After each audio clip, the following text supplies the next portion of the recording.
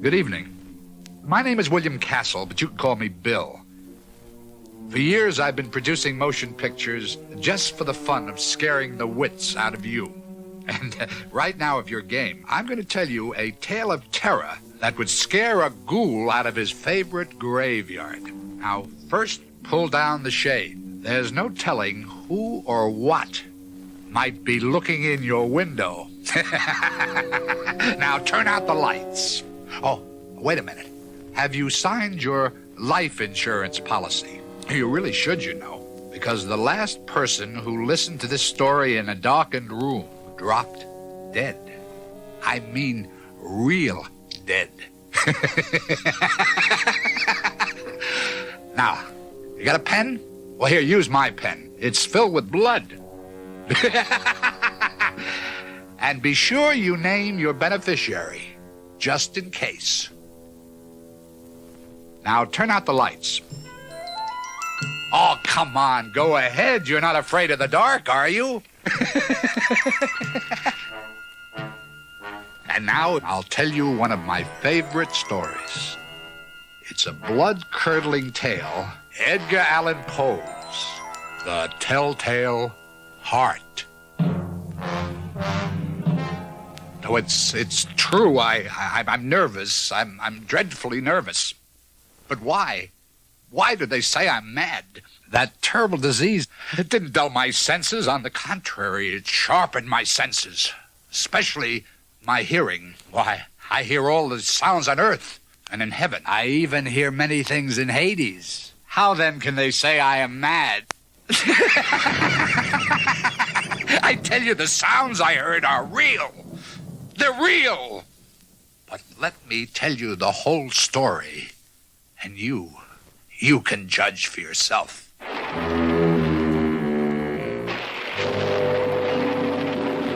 It's impossible to say how the idea first came to me. But once the thought entered my brain, it haunted me day and night. Actually, there was no reason for doing what I did. There's no passion. On the contrary, I liked the old man. He had never wronged me, and I had no desire to take his money. I think it was his eye. Yeah, that's what it was. The old man had the eye of a vulture. A pale blue eye with a ghastly film over it. Whenever that horrible eye fell upon me, my blood ran cold.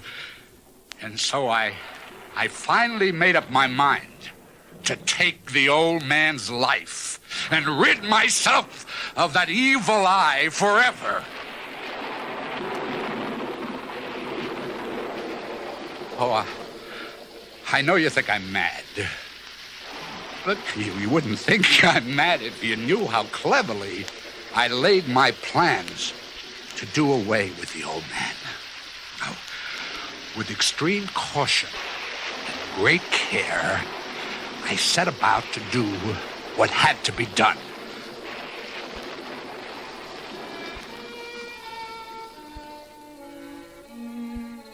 I was never kinder to the old man than during the week before it happened. Every night, about midnight, I went to his room. Cautiously, slowly, I turned the latch on his door. Opened it, oh, so gently, that I might not disturb the old man's sleep. And then, when I had the door opened wide enough, I put my head in slowly, inch by inch, so slowly that it took me a full hour to get my head in far enough to see him as he lay upon the bed. Would a madman been as clever as I? And then, when my head was well into the room, I lit my lantern cautiously, so cautiously that the old lantern squeaked. Then I adjusted my lantern, so that only a small ray of light fell upon the vulture-like eye. But the eye was closed. Every night for 7 long nights, just at midnight, I went to the old man's room. But each time, I found the evil eye closed, and so it was not possible to do the job. On the 8th night, I was more cautious than usual as I slowly lifted the latch, and I cautiously opened the door to the old man's room. I felt so daring to think that there I was, opening the door little by little, and he had no idea of what I was planning to do. I fairly chuckled at the idea. But the old man must have heard me, for suddenly he rolled over in bed as if he might be waking up, but it was pitch black. So I kept opening the door till I was inside the room. Then, as I was about to light my lantern, I bumped into a chair. And the old man sprung up in bed, crying out, "Who's there?" I stood motionless and silent for a full hour without moving a muscle. But I didn't hear the old man lie down. He was still sitting up in bed listening. And though he neither saw nor heard me now, I sensed that he was filled with mortal terror. I was moving slowly forward. It was the old man's cat. Perhaps he thought it was the cat he'd been hearing all along. After waiting a long time without hearing him lie down, I decided to light my lantern and turn it so that only a small ray of light, like a spider's thread, shot out from my lantern and fell full upon the vulture-like eye. Oh, the eye was open, wide open, and I grew furious as I gazed upon it. The dull blue eye with a hideous veil over it that chilled the very marrow of my bones. But I could see nothing else of the old man, for I had directed that ray of light precisely on the horrible eye. I could hear a low, dull sound. I knew that sound too well. It was the beating of the old man's heart. The sound increased my fury, as the beating of the drum gives the soldier false courage. But even now, I kept still and motionless. I kept the slim ray of light focused on the evil eye. And now a new anxiety seized me. The sound would be heard by my neighbors. But the thumping of the heart increased. The old man must have been filled with terror. The sound grew louder. I say loud every second, till I thought the heart must burst. I tried to stand still, but the beating, it grew louder and louder and louder and louder and louder and louder. With a loud yell, and leaped upon the bed. He screamed.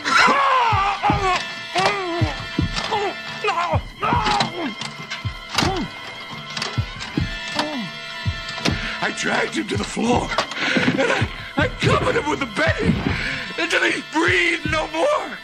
He breathed no more. Then I smiled to myself. The deed was over. But for many minutes, the heart beat on. But this didn't worry me. The neighbors couldn't hear this through the walls.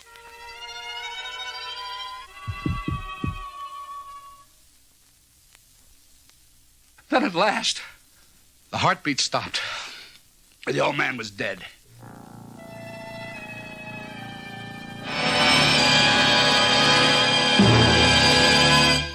I removed the bedding and I examined the corpse. Yes, he was dead. I placed my hand upon the heart and I held it there for many minutes. There was no pulse. He was stone cold dead. His evil eye would trouble me no more. If you still think I am mad, you will not think so when I tell you of the wise precautions I took to hide the body. I worked hastily and in silence all through the night. First, I dismembered the body. I cut off the head.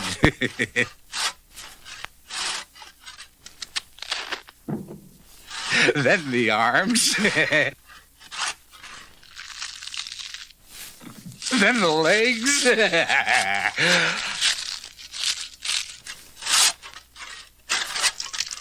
Later, I took up 3 planks from the flooring of the bedroom, and I hid the remains beneath the flooring.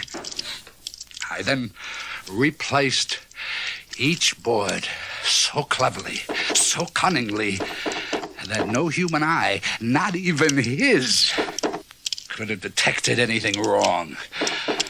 There was no bloodstains to wash away. I'd been too cautious for that.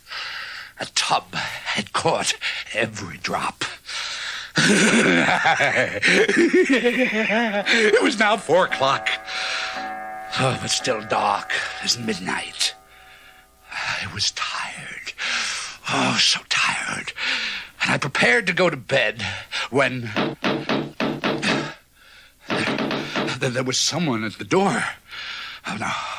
I calmly went downstairs to see who it was.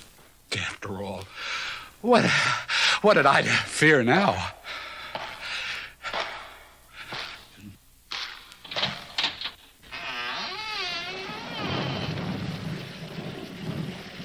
Gentlemen? Sorry to get you up at this hour of the night, sir, but we've received several calls from some of your neighbors. The woman next door says she heard a horrible scream.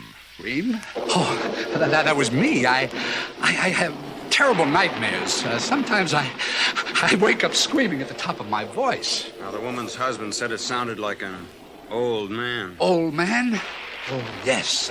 There is an old man living here, but he's out of town. He's vacationing in the country. Well, if you don't mind, we'd like to come in, have a look around. Strictly routine. Here's our search warrant. Huh?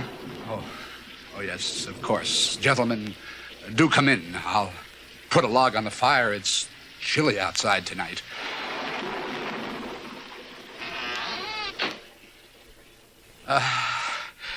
Gentlemen, I don't know what you're looking for, but you're welcome to search the entire house.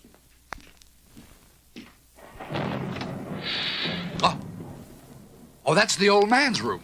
Come, I'll show you.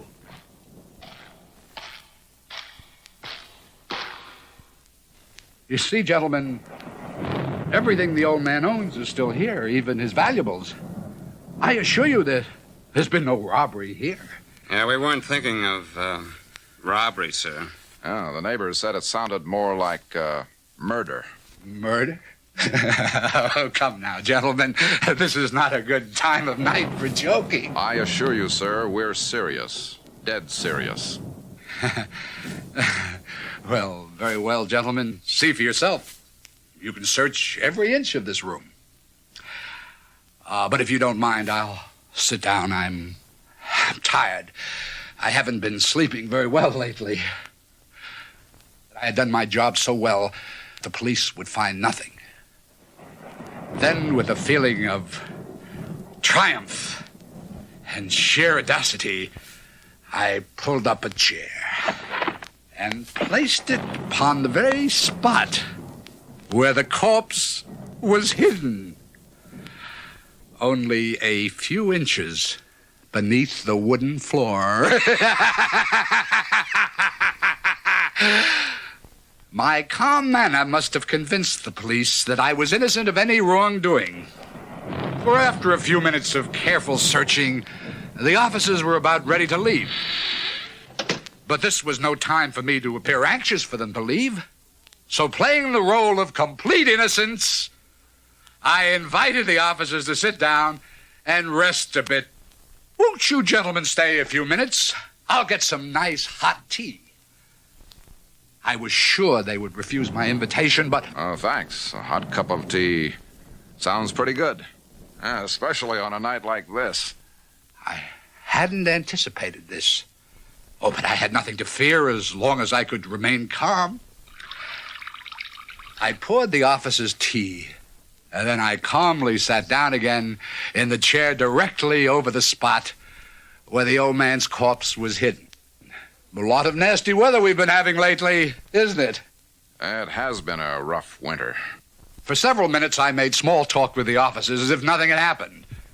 But then I felt myself getting pale. A strange anxiety came over me.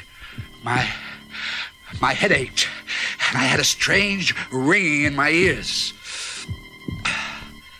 Then the eerie sound grew louder and louder.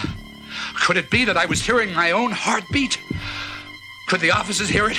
I talked faster and more freely to cover the increasing sound, but it grew louder and louder. Then, suddenly, I realized it was not my heart that I was hearing.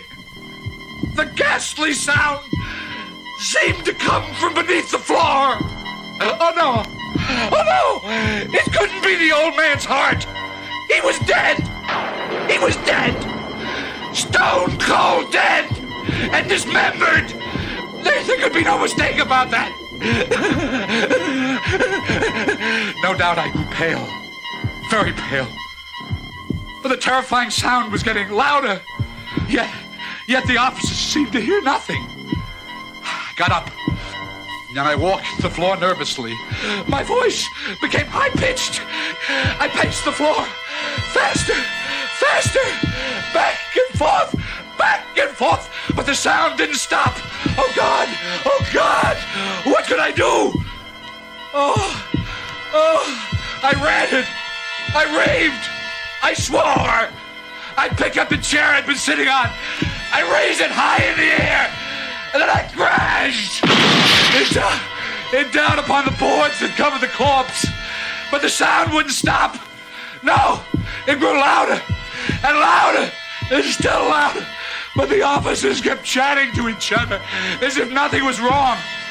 Was it possible that they didn't hear this terrifying sound? Oh, Almighty God.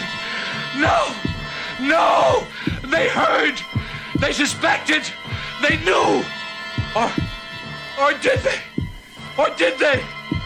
But nothing could be worse than my agony. I couldn't stand it any longer.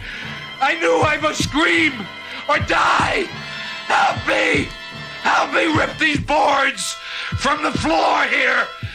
I must stop the beating of his hideous heart.